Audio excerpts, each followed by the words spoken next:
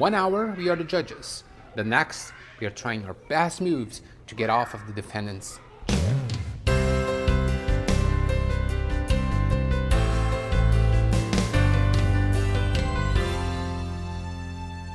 1 hour, we criticize the excessive use of the internet. The next, we have our eyes glued to our phone in the middle of an in-person conversation. 1 hour, we call out those who harm the environment. The next, we quietly hide our own actions that are anything but sustainable. 1 hour, we can't understand how anyone could mistreat a defenseless little animal. The next, we fire off furious messages on online comments hurting people. 1 hour, we condemn the character of so many evil people out there. The next, we fail to recognize that more often than we'd like to admit, our own actions fall far short of what we call being a good person. These are just a few examples among so many others that reveal our tendency. 1 hour, we are the judges.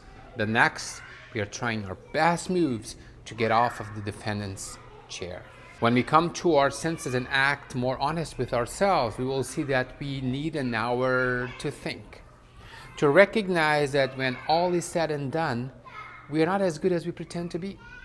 Jesus Christ already knew this. That's why he came to meet us.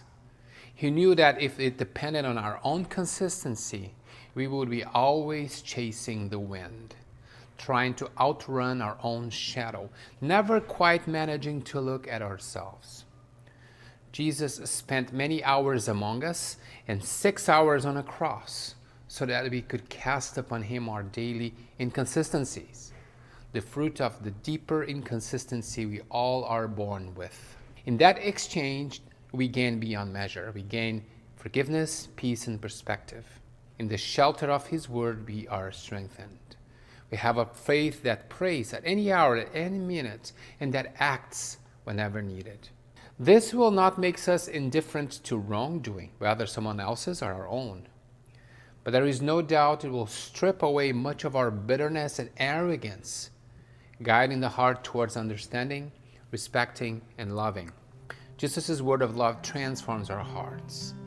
The change is so clear that living with him, we hardly can wait for the next hour, the next chance to help. Jesus, my Lord, now I come to you with my heart and soul filled up with your praise. You're always there, surrounding me. Even creation tells you're near me day and night. I will thank your love that keeps me in the path. Bless me as I bring to you all the gifts you have endowed me. For in your hands I give my life. This is 7 Minutes. Always happy to see you here with us. This is Hope Lutheran Church from Port Coquitlam, BC, Canada. If you want to leave your comment, your suggestion, you are more than welcome to interact with us here. Blessings to you, and I'll see you next time.